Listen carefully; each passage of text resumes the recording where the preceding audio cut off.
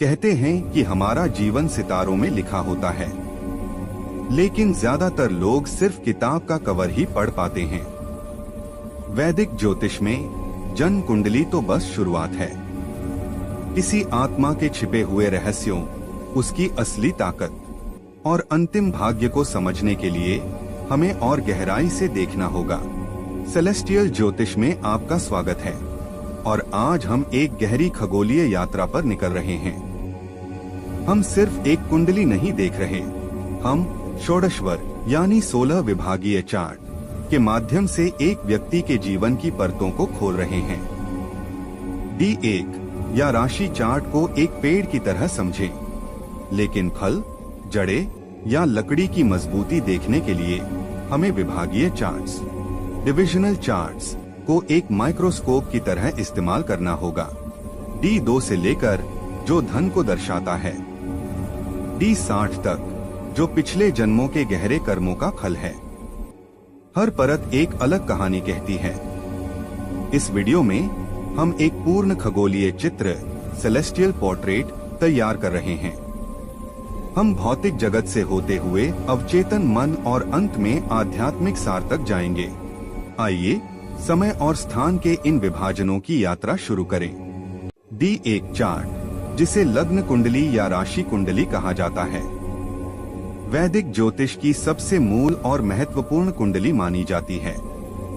प्राचीन ग्रंथों के अनुसार यही कुंडली व्यक्ति के पूरे जीवन का आधार तय करती है, क्योंकि इसी से शरीर, स्वभाव, सोच और कर्म की दिशा निर्धारित होती है।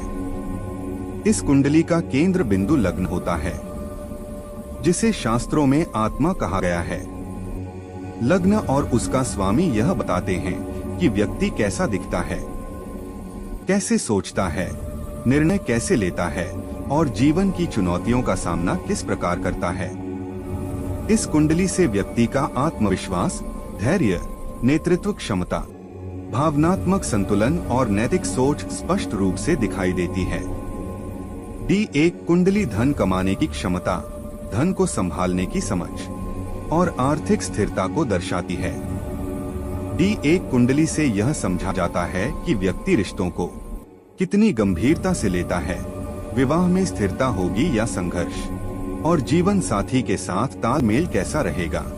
अगर आपको यह वीडियो पसंद आया हो तो लाइक, शेयर और सब्सक्राइब जरूर करें। D2 चार्ट, जिसे होरा कुंडली कहा जाता है, वैदिक ज्योतिष में धन, समृद्धि और आर्थिक भाग्य को समझने की सबसे महत्वपूर्ण कुंडली मानी जाती है। प्राचीन शास्त्रों के अनुसार व्यक्ति के जीवन में पैसा आता कैसे है और टिकता कैसे है, इसका रहस्य इसी कुंडली में छिपा होता है। D2 कुंडली यह बताती है कि धन किस माध्यम से प्राप्त होगा, नौकरी, व्यापार, विरासत या निवेश के द्वारा। साथ ही यह भी दर्शाती है कि व्यक्ति कमाए गए धन को संभाल पाएगा या नहीं। इस कुंडली में सूर्य और चंद्र की स्थिति अत्यंत महत्वपूर्ण मानी जाती है, क्योंकि होरा इन्हीं दो ग्रहों पर आधारित होती है। यह ग्रह बताते हैं कि व्यक्ति का आर्थिक निर्णय लेने का स्वभाव कैसा है। D2 चार्ट से यह स्पष्ट होता है कि व्यक्ति में धन संचय की क्षमता है या धन बार बार हाथ से फिसल जाता है। साथ ही यह भी दिखता है कि व्यक्ति विलासिता की ओर झुकाव रखता है या वित्तीय अनुशासन अपनाता है। जब D2 कुंडली मजबूत होती है तो व्यक्ति कठिन समय में भी आर्थिक सुरक्षा बनाए रखता है, और जब कमजोर होती है तो अच्छा D1 होने के बावजूद धन में अस्थिरता देखी जाती है। अगर आपको यह वीडियो पसंद आया हो तो लाइक, शेयर और सब्सक्राइब जरूर करें। D3 चार्ट, जिसे रेक्काण कुंडली कहा जाता है, वैदिक ज्योतिष में साहस, पराक्रम और जीवन संघर्षों को समझने की अत्यंत महत्वपूर्ण कुंडली मानी जाती है। प्राचीन शास्त्रों के अनुसार व्यक्ति जीवन की चुनौतियों का सामना कैसे करता है और विपरीत परिस्थितियों में खड़ा रहता है या टूट जाता है, इसका संकेत इसी कुंडली में छिपा होता है। D3 कुंडली यह बताती है कि व्यक्ति में आत्मविश्वास, धैर्य और जोखिम उठाने की क्षमता कितनी मजबूत है।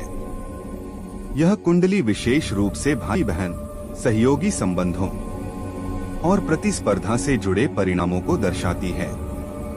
इसमें मंगल ग्रह की स्थिति अत्यंत महत्वपूर्ण मानी जाती है, क्योंकि मंगल ही साहस, ऊर्जा और युद्ध क्षमता का कारक होता है।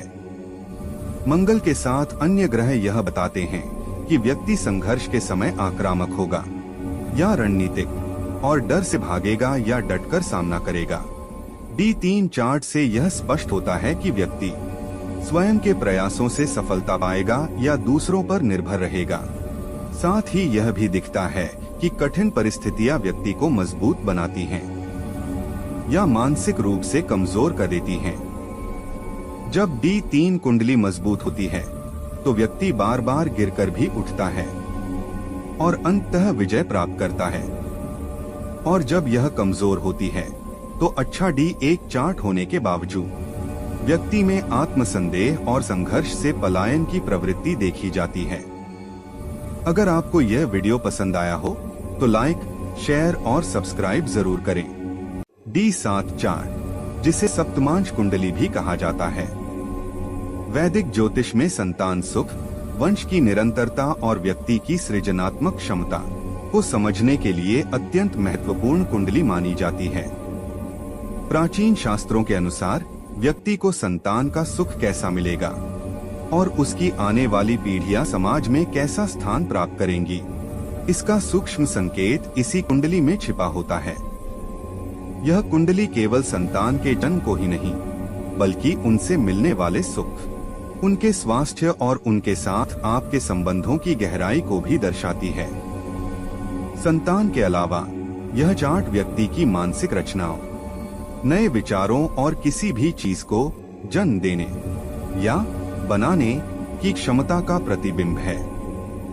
इसमें गुरु, बृहस्पति ग्रह की स्थिति अत्यंत महत्वपूर्ण मानी जाती है, क्योंकि गुरु ही संतान, विस्तार और जीवकारक होने के कारण इस कुंडली के मुख्य नियंत्रक हैं। यह चार्ट यह स्पष्ट करता है कि व्यक्ति का नाम उसके कर्मों या उसकी संतान के माध्यम से आगे बढ़ेगा या नहीं। D7 से यह भी देखा जाता है कि क्या व्यक्ति को अपने प्रयासों का अंतिम फल, लेगेसी प्राप्त होगा या उसकी मेहनत का लाभ दूसरे उठाएंगे। जब D7 कुंडली मजबूत होती है तो व्यक्ति को आज्ञाकारी संतान प्राप्त होती है और वह अपने कार्यों के माध्यम से समाज में एक स्थायी पहचान, लेगेसी छोड़ जाता है। इसके विपरीत यदि यह कुंडली कमजोर हो तो मुख्य कुंडली D1 में अच्छे योग होने के बावजूद संतान प्राप्ति में विलंब, वैचारिक मतभेद या अपनी बनाई हुई चीजों को संरक्षित रखने में संघर्ष देखा जाता है। अगर आपको यह वीडियो पसंद आया हो तो लाइक, शेयर और सब्सक्राइब जरूर करें। D9 चार्ट, जिसे नवांश कुंडली भी कहा जाता है, वैदिक ज्योतिष में राशि कुंडली D1 के बाद सबसे महत्वपूर्ण चार्ट माना जाता है। इसे अक्सर कुंडली की आत्मा कहा जाता है। जिस प्रकार एक फल का असली स्वाद उसके अंदर के बीज या रस में होता है, उसी प्रकार किसी ग्रह की वास्तविक शक्ति और उसका अंतिम परिणाम D9 चार्ट से ही पता चलता है। यह चार्ट मुख्य रूप से वैवाहिक जीवन, जीवन साथी के स्वभाव और संबंधों की गहराई को दर्शाता है। यह स्पष्ट करता है कि विवाह के बाद व्यक्ति का भाग्य उदय होगा या उसे चुनौतियों का सामना करना पड़ेगा। जहां D1 चार्ट आपकी बाहरी छवि, पर्सोना को दिखाता है, वहीं D9 आपके आंतरिक स्वभाव, छिपी हुई प्रतिभाओं और वास्तविक मानसिक स्थिति का प्रतिबिंब है। यदि कोई ग्रह D1 और D9 दोनों में एक ही राशि में स्थित हो तो उसे वर्गोत्तम माना जाता है। ऐसा ग्रह जातक को असाधारण सफलता और मानसिक दृढ़ता प्रदान करने की क्षमता रखता है। इस कुंडली में शुक्र, विनुस सांसारिक सुख और विवाह के कारक होने के कारण और गुरु, जुपिटर भाग्य और मर्यादा के कारक होने के कारण विशेष महत्व रखते हैं। ज्योतिषीय मान्यता है कि व्यक्ति के जीवन का उत्तरार्ध 30 से 35 वर्ष की आयु के बाद मुख्य रूप से नवांश कुंडली के अनुसार ही संचालित होता है। यदि मुख्य कुंडली में राजयोग है लेकिन D9 कुंडली कमजोर है तो व्यक्ति को सफलता तो मिलती है लेकिन वह स्थायी नहीं रहती। इसके विपरीत एक मजबूत D9 चार्ट व्यक्ति को कठिन परिस्थितियों से बाहर निकालकर उच्च पद तक पहुंचा देता है। अगर आपको यह वीडियो पसंद आया हो तो लाइक, शेयर और सब्सक्राइब जरूर करें। प्राचीन ग्रंथों के अनुसार दशमांश कुंडली D10 आत्मा के संपूर्ण कर्म का सूक्ष्म विस्तार है। यदि राशि कुंडली D1 जीवन का शरीर है तो दशमांश कुंडली उस शरीर द्वारा किए जाने वाले पुरुषार्थ और कर्म की शक्ति है। जिस प्रकार नवांश से विवाह की सूक्ष्मता देखी जाती है उसी प्रकार दशमांश यह तय करता है कि व्यक्ति अपनी आजीविका के क्षेत्र में शिखर तक पहुंचेगा या संघर्षरत रहेगा। प्राचीन ग्रंथों में इसे 10 दिक्पालों 10 दिशाओं के रक्षक से जोड़ा गया है जो यह दर्शाते हैं कि व्यक्ति का यश और प्रभाव किन दिशाओं में फैलेगा। पराशरी सिद्धांतों के अनुसार D1 का दशम भाव आपका कर्म स्थान है, लेकिन उस कर्म का वास्तविक फल और अधिकार क्षेत्र केवल D10 से ही निर्धारित होता है। जहां राशि कुंडली आपकी बाहरी उपलब्धियों को दिखाती है वहीं D10 आपकी कार्यक्षमता, नेतृत्व गुण और समाज में मिलने वाले पद सम्मान का प्रतिबिंब है। यदि कोई ग्रह D1 और D10 दोनों में एक ही राशि में हो तो वह कर्म वर्गोत्तम होकर जातक को अपने कार्यक्षेत्र में अपराजित और अद्वितीय बनाता है। आधुनिक शोध के अनुसार D10 का लग्न आपकी कार्य इच्छा है, जबकि इसका पंचम भाव पेशेवर जीवन में आने वाले महत्वपूर्ण बदलावों और विश्राम का गुप्त संकेत देता है। इस कुंडली में सूर्य सत्ता और प्रभाव के कारक होने के कारण और बुध बुद्धि व व्यापार के कारक होने के कारण अत्यंत निर्णायक भूमिका निभाते हैं। ज्योतिषीय मान्यता है कि जीवन के मध्य काल के बाद व्यक्ति की सामाजिक पहचान और सत्ता पूरी तरह से दशमांश कुंडली के ग्रहों के अधीन हो जाती है। यदि मुख्य कुंडली में प्रबल राजयोग हो लेकिन D10 निर्बल हो तो व्यक्ति के पास अवसर तो आते हैं पर वह उच्च पद को संभाल नहीं पाता। इसके विपरीत एक शक्तिशाली दशमांश चार्ट साधारण कुल में जन्मे व्यक्ति को भी अपने कर्म और कौशल के बल पर विश्व विजेता बना सकता है। अगर आपको यह वीडियो पसंद आया हो तो लाइक, शेयर और सब्सक्राइब जरूर करें। प्राचीन ग्रंथों के अनुसार द्वादशांश कुंडली D12 आत्मा के वंशानुगत और कार्मिक मूल का सूक्ष्म विस्तार है। यदि राशि कुंडली D1 जीवन का दृश्य वृक्ष है तो द्वादशांश कुंडली उसकी वे गहरी जड़ें हैं जो अदृश्य रहकर भी पूरे जीवन को आधार और पोषण देती हैं। जिस प्रकार नवांश से जीवन साथी और भाग्य की सूक्ष्मता देखी जाती है उसी प्रकार D12 यह तय करता है कि व्यक्ति को अपने पूर्वजों से कौशल विरासत में मिलेगा या उनके अधूरे कर्मों का भार। पराशरी सिद्धांतों में इसे माता पितृ वर्ग कहा गया है जो यह दर्शाता है कि हमारे अस्तित्व में माता और पिता के संस्कारों का कितना गहरा समावेश है। इसे सूर्यांश भी कहा जाता है क्योंकि यह उस आत्मिक प्रकाश का प्रतिबिंब है जो पीढ़ियों से एक दीपक से दूसरे दीपक की तरह आपके भीतर प्रज्वलित हो रहा है। उदाहरण के लिए यदि किसी जातक का सूर्य मेष राशि में 10 अंश पर है तो वह चौथे द्वादशांश यानी कर्क में जाएगा। यह दर्शाता है कि पिता का प्रभाव केवल बाहरी अनुशासन तक सीमित नहीं बल्कि उसमें मातृवत करुणा और मानसिक जुड़ाव भी शामिल है। वहीं यदि चंद्रमा 25 अंश पर होकर मकर द्वादशांश में स्थित हो तो यह संकेत है कि जातक की माता का प्रभाव उसके जीवन में कठोर अनुशासन, परंपरा और कर्तव्य निष्ठा के रूप में प्रतिबिंबित होगा। शास्त्रीय मान्यता है कि द्वादशांश के 4 अधिपति गणेश, अश्विनी, यम और सर्प यह निर्धारित करते हैं कि पूर्वजों के संचित कर्म जातक के जीवन में विघ्न बनेंगे या औषधि का काम करेंगे। जहां राशि कुंडली आपकी बाहरी उपलब्धियों को दिखाती है, वहीं D12 आपके संस्कारों और उस मानसिक विरासत का दर्पण है जिसे आप चाहकर भी बदल नहीं सकते। यदि राशि कुंडली में प्रबल राजयोग हो लेकिन D12 निर्बल हो तो व्यक्ति को वैभव तो मिलता है, परंतु वह अपने वंश की परंपराओं और आंतरिक शांति को सहेजने में असमर्थ रहता है। इसके विपरीत एक शक्तिशाली द्वादशांश चार्ट साधारण कुल में जन्मे व्यक्ति को भी उसके पूर्वजों के सूक्ष्म आशीर्वाद से कुलदीपक बनाकर समाज में वंदनीय बनाता है। अंततः D12 का अध्ययन यह बोध कराता है कि हम केवल एक इकाई नहीं बल्कि अपने पूर्वजों की प्रार्थनाओं और कर्मों का एक निरंतर प्रवाह हैं। अगर आपको यह वीडियो पसंद आया हो तो लाइक, शेयर और सब्सक्राइब जरूर करें। प्राचीन ज्योतिष ग्रंथों में D16 कुंडली व्यक्ति के भौतिक सुख, वैभव, वाहन, गृह और विलासिता का सूक्ष्म चित्रण करती है।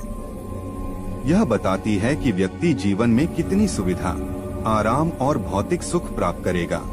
जिस प्रकार नवांश, D9, विवाह और भाग्य की सूक्ष्मता दिखाता है, उसी प्रकार D16 यह दर्शाता है कि व्यक्ति को वाहन, घर, विलासिता और भौतिक सुख किस स्तर पर मिलेंगे।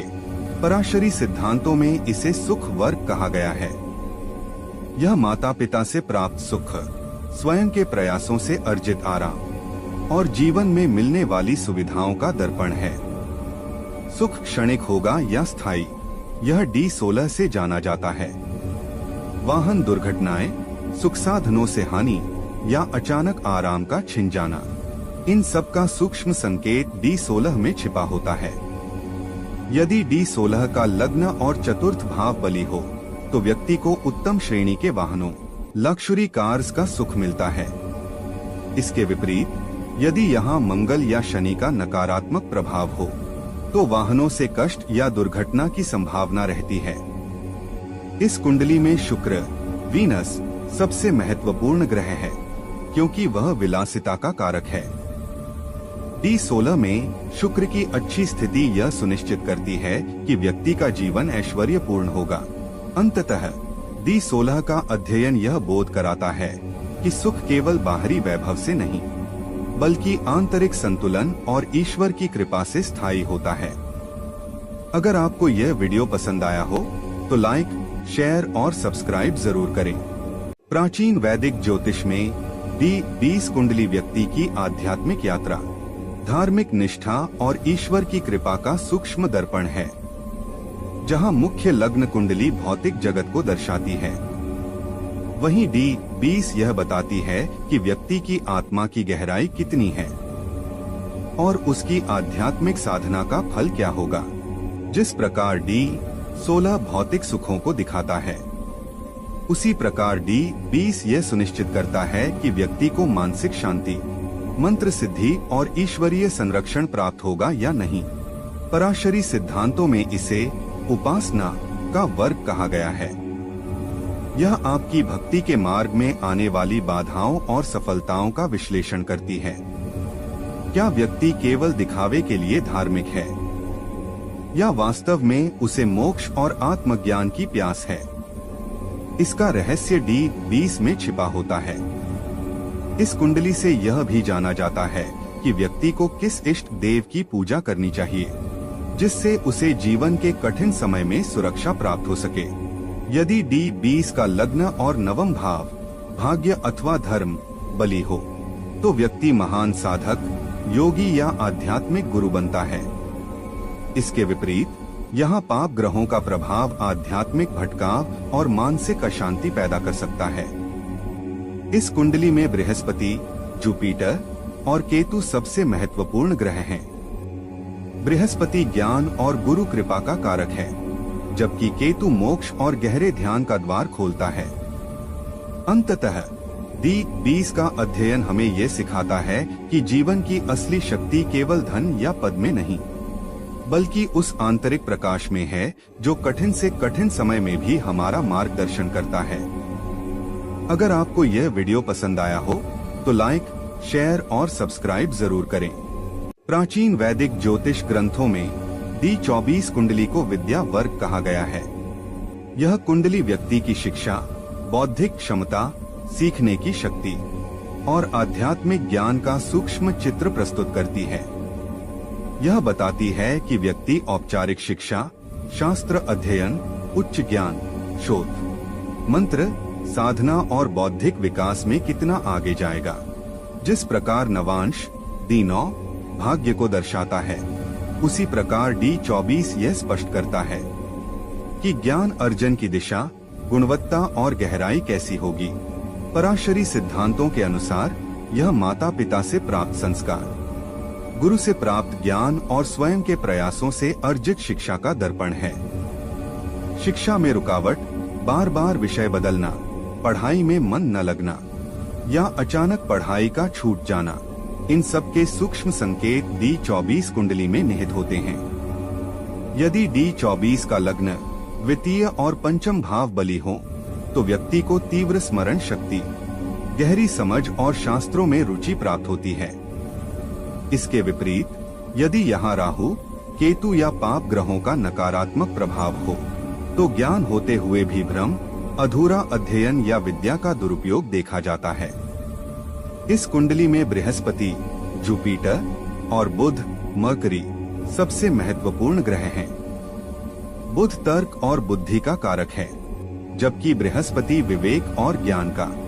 D24 में इनकी मजबूती व्यक्ति को प्रकांड विद्वान बनाती है।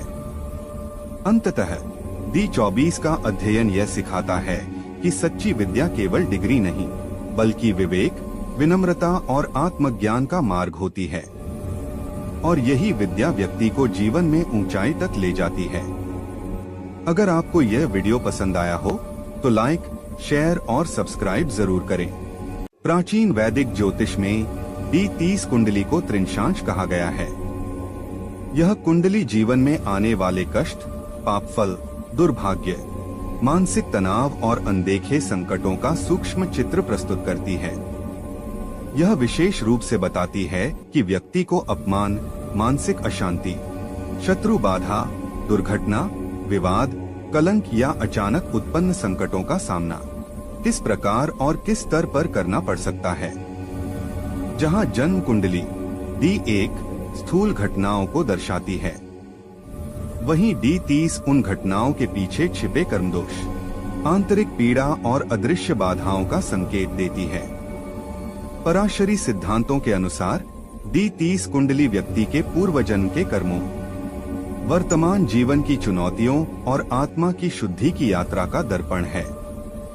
इसमें ग्रहों की स्थिति यह संकेत देती है कि कौन से भाव और क्षेत्र जीवन में संघर्ष देंगे, जैसे स्वास्थ्य, संबंध, धन या मानसिक शांति। यदि D30 का लग्न षष्ठम और अष्टम भाव बली हो, तो व्यक्ति कठिनाइयों से उबरने की क्षमता रखता है और विपरीत परिस्थितियों में भी साहस दिखाता है। इसके विपरीत यदि यहाँ राहु, केतु या शनि का प्रबल नकारात्मक प्रभाव हो, तो व्यक्ति को बार बार संकट, रोग या मानसिक तनाव का सामना करना पड़ सकता है।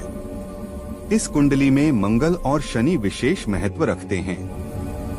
मंगल संघर्ष और साहस का कारक है, जबकि शनि कर्मफल और परीक्षा का। इनकी स्थिति से जीवन की कठिनाइयों और उनके समाधान का संकेत मिलता है। अंततः D30 का अध्ययन यह सिखाता है कि जीवन में आने वाले कष्ट केवल दंड नहीं, बल्कि आत्मा की शुद्धि और कर्म सुधार का अवसर होते हैं। यही समझ व्यक्ति को धैर्य, विनम्रता और आध्यात्मिक उन्नति की ओर ले जाती है। अगर आपको यह वीडियो पसंद आया हो तो लाइक, शेयर और सब्सक्राइब जरूर करें। प्राचीन वैदिक ज्योतिष में D27 कुंडली को भांश, भमशा या नक्षत्रंश कहा जाता है। यह कुंडली व्यक्ति के शारीरिक और मानसिक बल, आंतरिक शक्ति और सहन शक्ति का सूक्ष्म विश्लेषण करती है। जहां जन्म कुंडली शरीर को दर्शाती है, वहीं D27 यह बताती है कि उस शरीर के भीतर कितनी ऊर्जा और प्राण शक्ति है। यह हमारे इंटरनल स्ट्रेंथ का दर्पण है। सप्तविंशांश का मुख्य संबंध नक्षत्रों से है। यह स्पष्ट करती है कि व्यक्ति अपने जीवन की चुनौतियों और बाधाओं का सामना किस साहस और मानसिक दृढ़ता के साथ करेगा। पराशरी सिद्धांतों के अनुसार यह कुंडली जातक की कमजोरी और मजबूती, स्ट्रेंथ्स और वीकनेसेस को उजागर करती है। यह बताती है कि संकट के समय व्यक्ति टूटेगा या निखर कर सामने आएगा। जीवन में बार बार होने वाली बीमारियां, दुर्घटनाएं या बिना कारण महसूस होने वाली कमजोरी, इन सब के पीछे के छिपे हुए कारणों को D27 कुंडली से समझा जा सकता है। यदि D27 का लग्न और लग्नेश बलवान हो तो व्यक्ति पराक्रमी, आत्मविश्वासी और विपरीत परिस्थितियों में भी अडिग रहने वाला होता है। इस कुंडली में मंगल और सूर्य की स्थिति अत्यंत महत्वपूर्ण है। मंगल शारीरिक शक्ति और साहस का कारक है, जबकि सूर्य आत्मा के बल और जीवन शक्ति का। इनका शुभ होना व्यक्ति को अजेय बनाता है। यदि यहाँ शनि या राहु केतु का नकारात्मक प्रभाव हो तो व्यक्ति के पास सब कुछ होते हुए भी वह मानसिक रूप से असुरक्षित या अंदर से कमजोर महसूस कर सकता है। अंततः D27 का अध्ययन हमें ये सिखाता है कि असली विजय केवल बाहरी साधनों से नहीं, बल्कि आंतरिक बल और चारित्रिक दृढ़ता से प्राप्त होती है। यही वह शक्ति है जो व्यक्ति को गिरने के बाद फिर से खड़ा होने का साहस देती है। अगर आपको यह वीडियो पसंद आया हो तो लाइक, शेयर और सब्सक्राइब जरूर करें। ज्योतिष शास्त्र के पराशरी सिद्धांतों में खावेदांश D40 वह सूक्ष्म द्वार है जो जातक के अस्तित्व में घुली हुई मातृकुल, मैटरनल लिनिएज की ऊर्जा को डिकोड करता है। यदि आपकी जन्म कुंडली एक बीज है तो खावेदांश वह मिट्टी है जिसमें वह बीज रोपा गया है। बीज कितना भी शक्तिशाली क्यों न हो, उसका पूर्ण विकास मिट्टी की उर्वरता यानी आपके पूर्वजों के संचित पुण्यों पर निर्भर करता है। खावेदांश की वास्तविक महत्ता विंशोत्तरी महादशा के दौरान प्रकट होती है, जब आपकी महादशा या अंतरदशा के स्वामी ग्रह D40 में स्वराशि, उच्च के या शुभ भावों, केंद्र त्रिकोण में स्थित होते हैं तो व्यक्ति को अचानक लाभ मिलते हैं। इसका श्रेय उसके वर्तमान पुरुषार्थ को नहीं, बल्कि उसके मातृपक्ष के संचित आशीर्वाद को जाता है। इसके विपरीत यदि दशा स्वामी D40 में पीड़ित हो तो व्यक्ति को अकारण मानसिक क्लेश या वंशानुगत बाधाओं का सामना करना पड़ता है। भले ही D1 लग्न में स्थिति सामान्य दिखे। कल्पना कीजिए एक जातक की जिसकी लग्न कुंडली में बुध अत्यंत प्रबल है, लेकिन उसे व्यापार में लगातार हानि हो रही है। जब हम खावेदांश का सूक्ष्म निरीक्षण करते हैं तो ज्ञात होता है कि वहां बुध नीचस्थ या राहु से ग्रस्त है। यह संकेत देता है कि जातक के मातृकुल में किसी व्यापारिक विवाद या मातृऋण की अनसुलझी ऊर्जा विद्यमान है, जो बुध की अंतरदशा आते ही सक्रिय हो जाती है। D40 का अध्ययन हमें यह स्पष्ट संदेश देता है कि हमारी सफलता और विफलता केवल व्यक्तिगत नहीं होती, हम अपनी माता और उनके पूर्वजों के कर्म फल का विस्तार हैं। यह चार्ट हमें अपनी जड़ों के प्रति कृतज्ञ और सचेत रहने की शिक्षा देता है। अगर आपको यह वीडियो पसंद आया हो तो लाइक, शेयर और सब्सक्राइब जरूर करें। ज्योतिष के षोडश वर्गों में D45 एक अत्यंत सूक्ष्म कुंडली है जो व्यक्ति के चरित्र, आचरण और नैतिक मूल्यों का गहन विश्लेषण करती है। जहां मुख्य कुंडलियां बाहरी उपलब्धियों को दिखाती हैं, वहीं D45 यह बताती है कि व्यक्ति भीतर से कैसा है। क्या वह वास्तव में धर्मात्मा है या उसका सदाचार केवल दिखावा है। यह कुंडली व्यक्ति के कुल, फैमिली लिनिएज और पूर्वजों से मिले संस्कारों के प्रभाव को दर्शाती है। यह बताती है कि व्यक्ति अपने वंश की मर्यादा को बढ़ाएगा या नहीं। पराशरी सिद्धांतों के अनुसार D45 का सीधा संबंध व्यक्ति के संचित पुण्यों से है। यह वह अदृश्य सुरक्षा कवच है जो कठिन समय में ईश्वरीय सहायता के रूप में प्रकट होता है। जीवन के उतार चढ़ाव में व्यक्ति अपने सिद्धांतों पर अडिग रहेगा, या प्रलोभन में आकर गिर जाएगा। इसका निर्णय अक्षवेदांश कुंडली से होता है। यदि इस कुंडली का लग्न और लग्नेश बलवान हो तो व्यक्ति सात्विक, सत्यवादी और उच्च नैतिक आदर्शों वाला होता है। ऐसे व्यक्ति की समाज में गहरी प्रतिष्ठा होती है। यदि D45 में पाप ग्रहों का वर्चस्व हो तो व्यक्ति के स्वभाव में कपट, अनैतिकता या चारित्रिक दोष आ सकते हैं, जो अंततः उसके पतन का कारण बनते हैं। इस कुंडली में बृहस्पति और सूर्य की स्थिति अत्यंत महत्वपूर्ण है, क्योंकि वे धर्म, विवेक और आत्मा की शुद्धता के कारक हैं। अंततः D45 हमें यह सिखाती है कि भौतिक सफलताएं अस्थायी हो सकती हैं, लेकिन जो चरित्र और पुण्य हम अर्जित करते हैं वही आत्मा की वास्तविक पूंजी है। अगर आपको यह वीडियो पसंद आया हो तो लाइक, शेयर और सब्सक्राइब जरूर करें। प्राचीन ज्योतिष ग्रंथों और पराशरी सिद्धांतों के अनुसार D60 कुंडली सबसे शक्तिशाली सूक्ष्म कुंडली है। इसे नवांश D9 से भी अधिक महत्व दिया गया है। यह व्यक्ति के पूर्व जन्मों के संचित कर्मों, ऋणों और इस जन्म में मिलने वाले वास्तविक प्रारब्ध, डेस्टिनी का सूक्ष्म चित्रण करती है। जिस प्रकार लग्न शरीर है और नवांश फल है, उसी प्रकार षष्ट्यांश उस फल का कारण है। यह बताती है कि कोई घटना हमारे साथ क्यों हो रही है। पराशरी वर्ग चार्ट्स में D60 को विंशोपक बल में सबसे अधिक अंक दिए गए हैं। यह वह अंतिम पैमाना है जो तय करता है कि मुख्य कुंडली D1 के वादे सच होंगे या नहीं। यह कुंडली जीवन के गहरे रहस्यों को उजागर करती है, जैसे कि आपको अचानक सफलता क्यों मिली या बिना किसी स्पष्ट कारण के संघर्ष क्यों करना पड़ रहा है। D60 में ग्रहों के देवताओं, डेटीज का विशेष महत्व है। ग्रह किस स्वभाव के देवता के अंश में है, उसी के अनुसार वह शुभ या अशुभ परिणाम देता है। यदि D1 में कोई ग्रह उच्च का है लेकिन D60 में वह नीच या क्रूर अंश में बैठा है, तो वह ग्रह अपनी दशा में अपेक्षित शुभ फल नहीं दे पाता। इसमें आत्मकारक और लग्नेश की स्थिति सबसे महत्वपूर्ण होती है। उनकी शुभ स्थिति यह दर्शाती है कि व्यक्ति अपने पिछले जन्मों के अच्छे कर्मों का आशीर्वाद लेकर आया है। अंततः D60 का अध्ययन हमें यह सिखाता है कि हमारे वर्तमान सुख दुख केवल आज के प्रयास नहीं, बल्कि हमारी आत्मा की लंबी यात्रा के परिणाम हैं।